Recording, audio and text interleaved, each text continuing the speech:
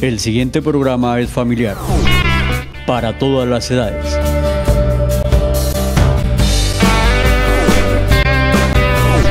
No contiene escenas de sexo ni violencia.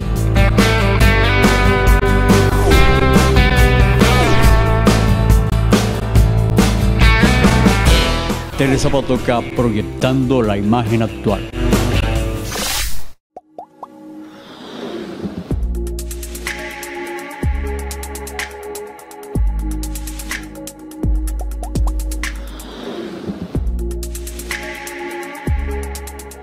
Muy buenas noches, Custodio, ¿cómo le va? Buenas noches, muy bien, Alfonsito. Bueno, hoy vamos a hablar de María, de la Virgen María, ¿no le parece? Sí, Custodio? señor, me parece Perfecto. excelente. Sí, señor. Esa pieza que estamos escuchando, interpretada por Andrea Bocelli, es una composición de Franz Schubert. Es una de las composiciones más hermosas, de tantas que se le han compuesto a la Virgen. Es la composición, es la pieza que se interpreta en matrimonios, en diferentes eventos, Custodio. ¿Quién fue? ¿Qué sabe usted de Schubert? Sí, Schubert es un músico austriaco, muere muy joven, 30 y tantos años, víctima de las enfermedades que se adquieren por la vida disipada. Sí, señor. Pero un hombre de una profunda convicción religiosa, y no solamente compuso Ave María, sino muchísimas otras piezas sacras, Sí, claro. y se le considera que es el inventor de la canción moderna. Sí, señor. Franz Schubert. Muy bien. Vamos a entrar en materia. Custodio, ¿quién fue María?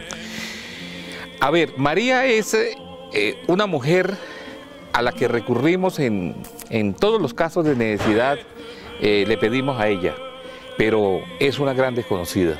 ¿Cierto? Vamos a tratar en este programa de traer a colación algunas cosas que regularmente la gente no conoce de ella, de su hermosa vida, Sí, señor. de su hermosa estancia, de por qué el Padre la escoge como la Madre del Salvador. ¿Por qué la escoge? La escoge por su pureza, la escoge por su don de gentes, la escoge por su trayectoria genética, la escoge como madre, como ella nos escogió a nosotros como sus hijos. Sí, señor. En el Antiguo Testamento, ¿hay alguna referencia a la forma como llegaría el Mesías a este mundo? Sí, en el Antiguo Testamento se habla y se esperaba con mucho anhelo por parte del pueblo judío de la llegada de un Salvador que nacería de una mujer judía.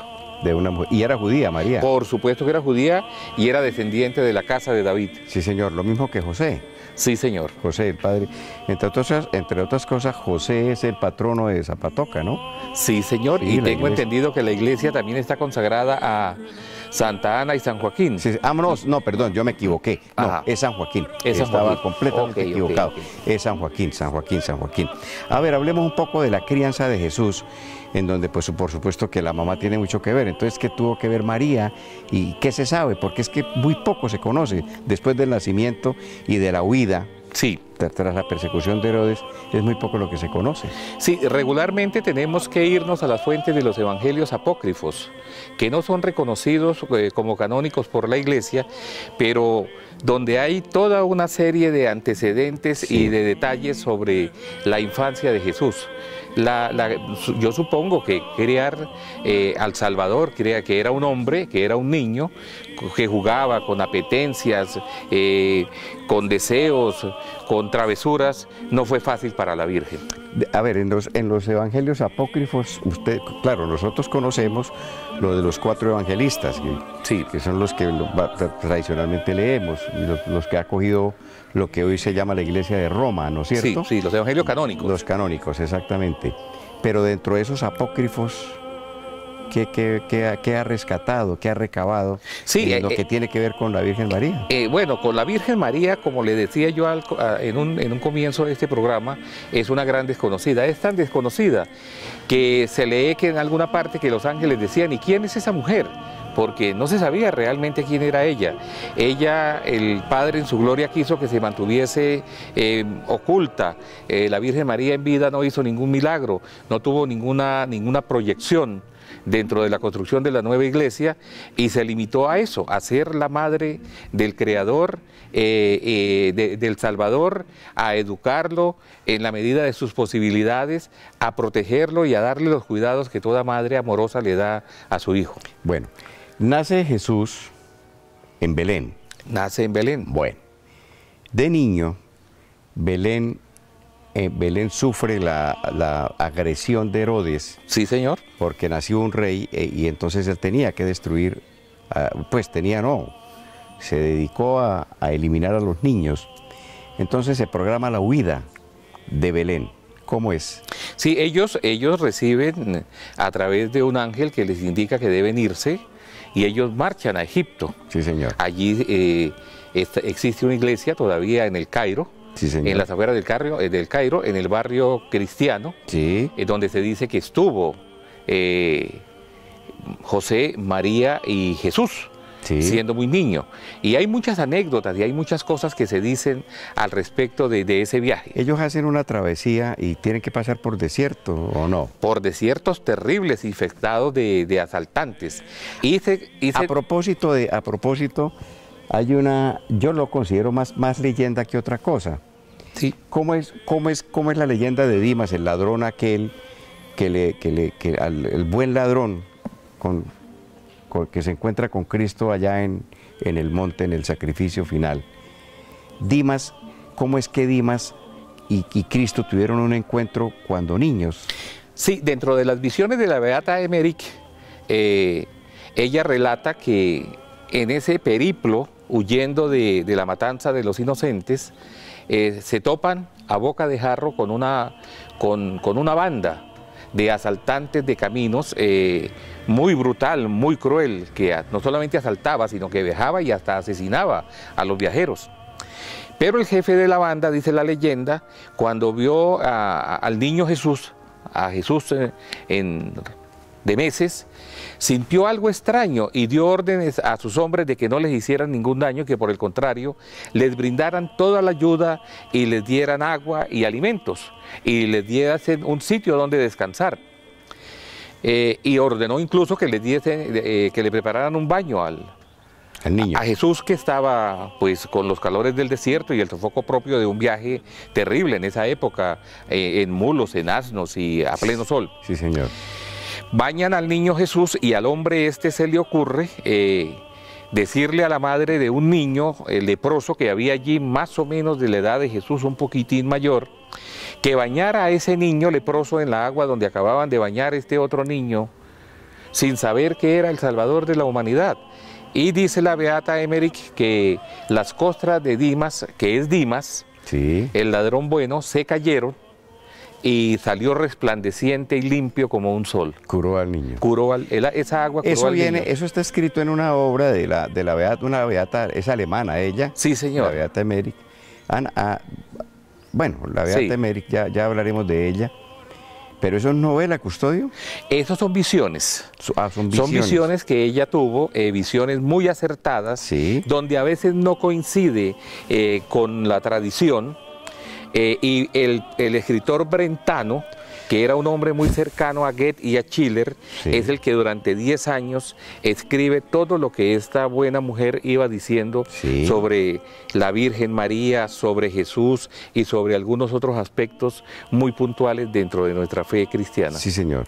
Vea usted que hay unas cosas, unos pasajes completamente desconocidos, pues. Claro, la Biblia no va a registrar esas cosas. Por supuesto, por supuesto. Y el catecismo que nos han enseñado a nosotros tampoco, porque de alguna manera hay algunos sesgos por cualquier razón, pero estamos hablando de la Virgen María. A ver, Custodio, hablemos de la humanidad y del papel de la Virgen María en lo que llamamos salvación de la humanidad. Sí, la Virgen María viene a darle a la humanidad vida y viene a darle a la humanidad perdón. Acuérdate que con Eva se inició ese viaje hacia la muerte y el dolor por haber desobedecido a las instrucciones del Padre. Con María establece un nuevo pacto y ese pacto es de vida y es de amor. Y ahí, o sea, yo le pregunto, le digo, bueno, el papel de María en la salvación de la humanidad. Entonces, o sea, diríamos en lenguaje vernáculo, se cambia la ecuación frente a lo que fue Eva para que aparezca María y entre en ese proceso. ¿Y cómo hace el hombre para que a través de María? Sí, lo que sucede es que incluso Juan Pablo II ha dicho o dijo que conocer a María es adentrarnos en el papel de salvación y es adentrarnos en Jesús, en su papel de Salvador. Sí, señor. Y el Concilio Vaticano II dedica todo un capítulo a la veneración de María y a su culto. Sí, señor. Muy bien. Vamos a tocar un tema que es supremamente importante, pues todo lo que tenga que ver con la Virgen María es muy importante, pero las advocaciones de María. Pero antes yo quisiera, Edgar, que escucháramos en este espacio, en unos 2 o 3 minuticos, una pieza también compuesta a María, con una letra extraordinaria. Yo no sé si la compuso Manuel Alejandro o no sé, de verdad. No me preparé para decirles quién era. Sí, señor. La interpreta, el Ave María interpretada por Rafael. Rafael de España. Rafael Martos, Rafael de España. Ese cantante formidable. Estaba muy, muy joven. Escuchemos el Ave María y veamos a Rafael en esta interpretación.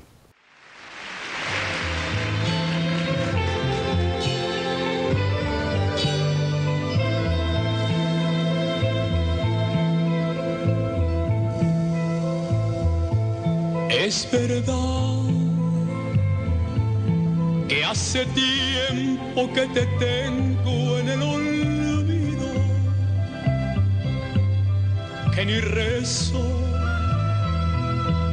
ni me acuerdo de llevarte rosas rojas a tu altar. Es verdad que tu nombre yo no lo digo desde niño, pero ahora yo necesito que me ayudes y que olvides lo que he sido.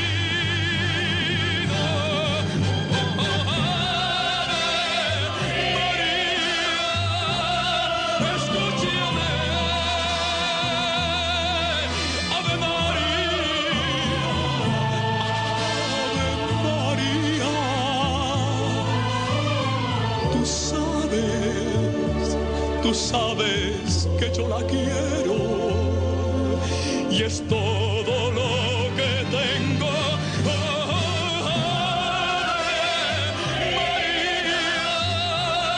Ave María, escúchame. Ave María,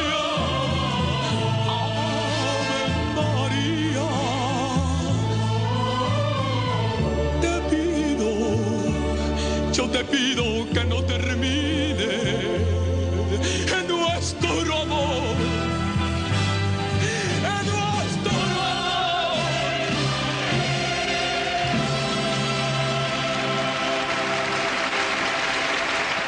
Muy bien, continuamos. Antes de entrar en las advocaciones custodio, se nos quedaron pasajes importantes de esa vida oculta o no conocida de Jesús a través de los evangelios.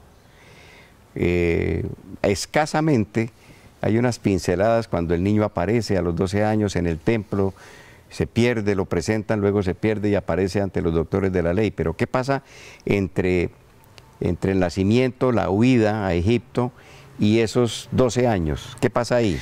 Sí, como decíamos al principio del programa, se tiene muy poca información canónica al respecto de la infancia de Jesús. Y esa preocupación la ha tenido la Iglesia siempre, y el anterior Papa, Benedicto, Joseph Ratzinger, escribió un libro sobre la infancia de Jesús. Sí, señor. Es un libro extraordinario y no sé cuáles son las fuentes a las que recurrió el Papa, pero es un libro excelente. Sin embargo, Le repito que todo lo que conocemos lo conocemos por los evangelios apócrifos. Y hay un pasaje, por ejemplo, que es muy curioso del muchacho tremendo, del muchacho inquieto. La mamá, dice la leyenda, o dicen los evangelios apócrifos en uno de sus apartes, lo envía a buscar agua en una tinaja de barro. Y el niño, pues como niño, se pone a jugar con otros muchachos y parte la dichosa tinaja. Preocupado porque su mamá estaba esperando el agua para los oficios domésticos diarios de una casa, le pide a un vecino del pozo que le preste un saco para llevarle agua a la mamá, y ya el muchacho tenía fama de extraño, y era visto entre ojos por la población, por los vecinos, por las cosas que hacía, por las cosas que decía, que él hablaba de mi padre está en el cielo, nuestro reino no es de este mundo, él ya venía manejando un discurso propio, y eso pues caía mal en la comunidad judía. El Señor le presta el dichoso saco y comienza a comentar con los otros vecinos y con los otros amigos. Ahora sí, el hijo de José se volvió loco. Agua en un saco. Sí, ¿cómo le parece que vino a que le prestara un saco para llevarle agua a la mamá?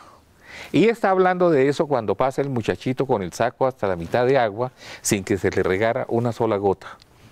Él obraba desde niño milagros, incluso resucita a un amigo de juegos muerto, del cual fue acusado de haber sido lo acusaron de la muerte del niño, sí, y él no fue el que le causó la muerte. Cuando van a la casa funeraria, lo llama y lo trae del más allá y le pregunta que si él era quien le había causado la muerte. En los evangelios apócrifos se lee que el niño se despierta y le dice, no, no fue usted, fue fulano de tal. No, entonces es extraordinario, ¿no? No, pues sí, son esos evangelios que seguramente quien recurre a ¿cómo se llama? A decantar los 4 evangelistas para producir estos, pues, claro. Eso puede corresponder más a la leyenda, pero es que de verdad que la vida de Jesús se conoce es cuando nace, cuando huyen a Egipto y en los 12 años allá en el templo y posteriormente los 3 años de su proceso de vida pública. Sí, señor. Bueno, eso más o menos hasta los 12 años, cuando él aparece. ¿Qué pasa entre los 12 años y los 30 años? Sí, allí hay la leyenda y las consejas, como dice Giovanni Papini, que quieren colocar a Jesús en sitios donde no se ha podido comprobar si estuvo. Algunos dicen que estuvo en la India entrenándose para su vida pública, para ese apostolado de vida que durante 3 años realizó a través de las áridas tierras de Palestina. Incluso hay quien dice, y hay un libro escrito que dice, Jesús vivió y murió en Cachemira. Sí. Entonces son tantas las cosas que se han dicho de él, buenas, malas, son tantas las fantasías que se tejen en torno a la figura del Salvador, sí, que realmente quienes creemos en él nos sostiene la fe inmensa que tenemos, y las demás cosas pues forman parte del anecdotario. Sí, nos salimos un poquitico porque estamos hablando de María, pero por supuesto al hablar de María tenemos que hablar de Jesús. Por supuesto. Y es una parte. De pronto, Custodio, se nos ocurre en alguno de los programas, si Dios lo permite, entrar a recabar un poco sobre Jesús propiamente, que ese sí hay mucha tela para ¿Cómo no? y hablaríamos puntualmente de él. Ahora sí entremos en el tema de las advocaciones, Custodio. Sí, cómo no. A ver, ¿qué es lo que sucede con las advocaciones? Bueno, primero pues no es que... ¿Qué son advocaciones? Sí, las advocaciones no son más que las diversas denominaciones con las que conocemos las apariciones de la Virgen María. Ya. Entonces, es la forma como le rendimos culto. Que la Virgen de Coromoto, que la Virgen de Fátima, que la Virgen del Perpetuo Socorro, que la Inmaculada Concepción, que la Virgen del Buen Camino, que la Virgen de la Paloma, que la Virgen Negra de Praga. Es la manera como denominamos esa aparición de Nuestra Señora. Sí, señor. De la Madonna, como decía Juan Pablo II. Sí, señor, de la Madonna, ¿no? De la Madonna. De la Madonna. Dentro de las diferentes advocaciones hay unas que se caracterizan, hay unas más conocidas que otras. Sí, señor. ¿No es cierto? ¿Cómo no? Más milagrosas que otras. Sí, señor. Pero todas milagrosas. Por supuesto. ¿Usted es guadalupano? Sí, yo soy devoto de la Virgen de Guadalupe. Virgen de Guadalupe. ¿Qué puede hablar usted de la Virgen de Guadalupe? Sí, la Virgen de Guadalupe es una aparición en México que se realiza hace muchos años a un indígena, Juan Diego creo que se llama, y se llevó a los altares, si la memoria no me es infiel. Es una virgen a la que le piden ricos y pobres, poderosos y humildes, y cosa curiosa, tenemos hasta una virgen de los sicarios. Sí.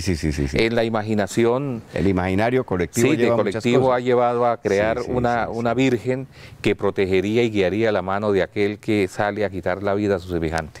A mí me llama mucho la atención algunas informaciones de carácter periodístico y científico, porque parece que se han hecho exámenes a la sangre que llora la Virgen de Guadalupe. ¿Es la Virgen de Guadalupe la que llora? Hay muchas vírgenes que tienen manifestaciones de hematidrosis o sudor de sangre,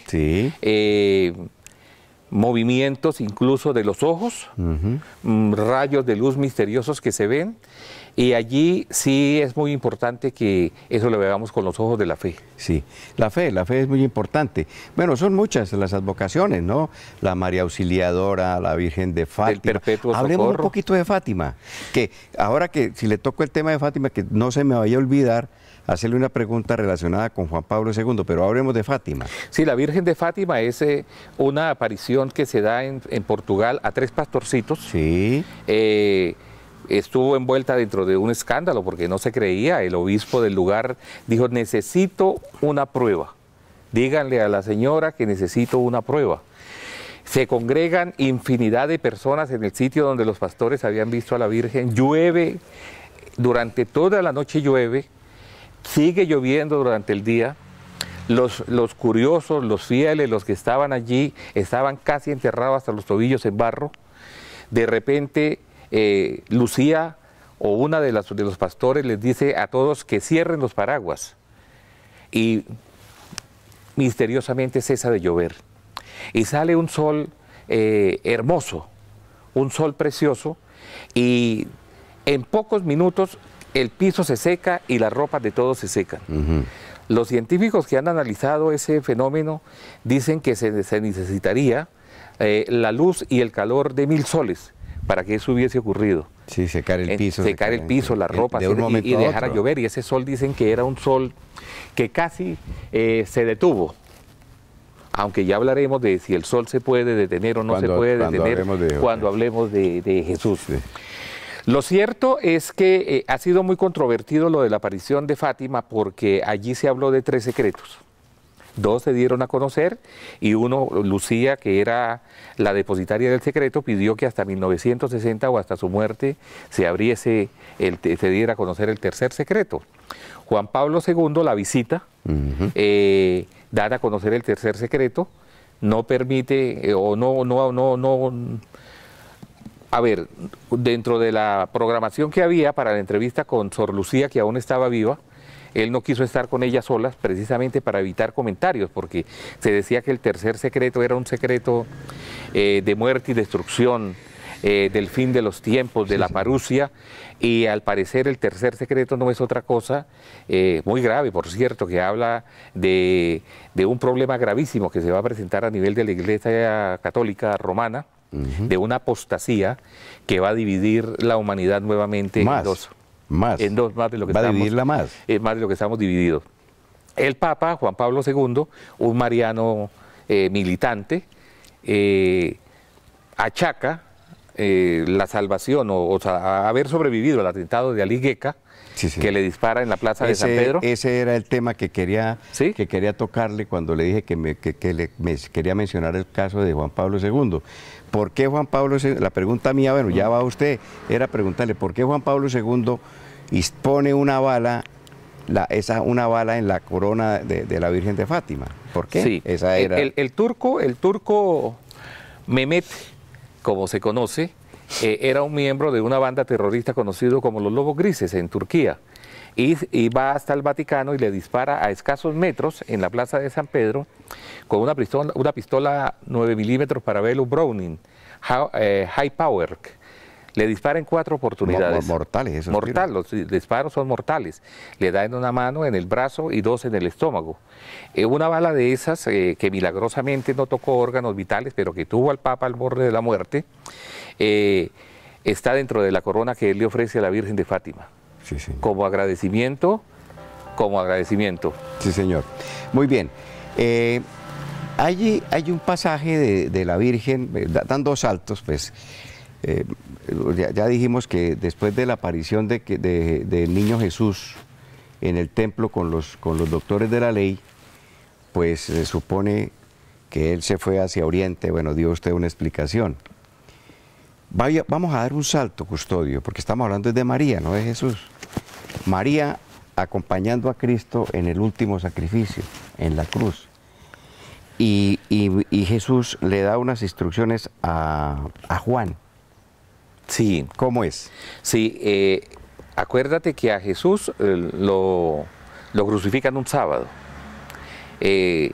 Cuando tengamos oportunidad de hablar de él, vamos a hablar de una serie de irregularidades que te presentaron en su juicio y en su ejecución. Sí. Entonces era muy rápido que tenían que proceder. Entonces no hubo debido proceso. No hubo debido hablar proceso. En derecho. Y los apóstoles casi todos se dan a la fuga, excepto Juan, porque estaban muy asustados. Y Juan está allí con María, y está con María Magdalena, y está con otra María, hermana de María. Y Jesús ya con ese aliento postrero le dice aquellas palabras hermosas, y le dice: mujer, he ahí a tu hijo, refiriéndose a Juan. Sí, señor. Y mirando a Juan le dice: he ahí a tu madre. Desde ese día Juan tomó bajo su cuidado y custodia a la Virgen María, y ella fallece a su lado muchísimos años después. O sea, fue una relación muy cercana. Una relación muy cercana. Juan es quien vela por todas las necesidades de la Virgen María y sustituye a Jesús frente al cuidado de esa magnífica mujer. Yo no sé, Héctor, perdonen la falta de una producción inelástica aquí, pero se trata de llevar el programa como si lo estuviéramos haciendo en directo. Héctor, Edgar, ¿cómo vamos de tiempo? Vamos a terminar, hombre, lástima. Nos quedan unos temas que no los alcanzamos a tratar hoy, como por ejemplo, vamos a dejarle unos puntos, se los voy a leer.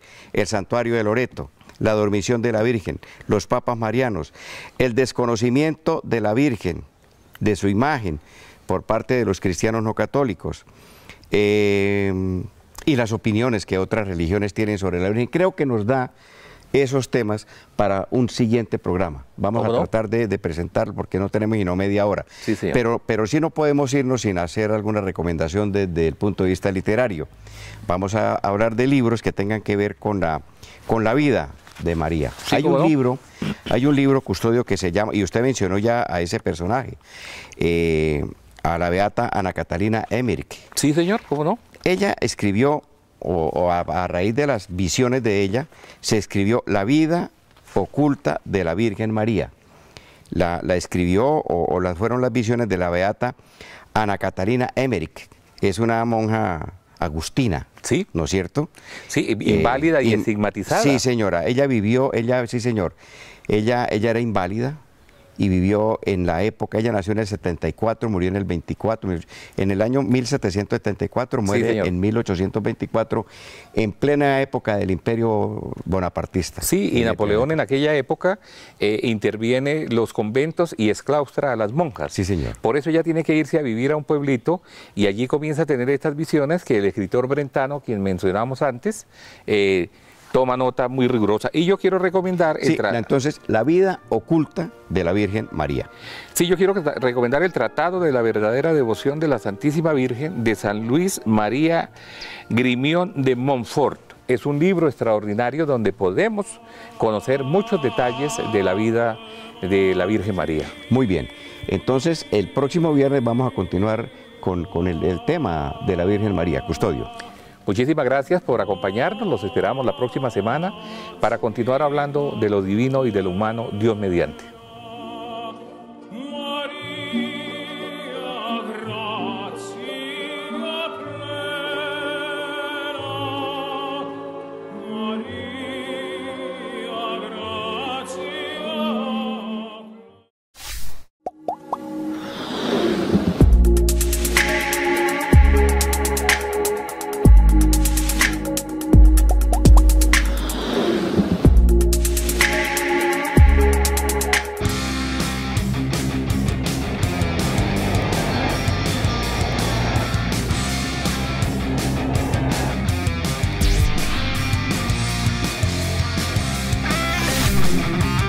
Telezapatoca, proyectando la imagen actual.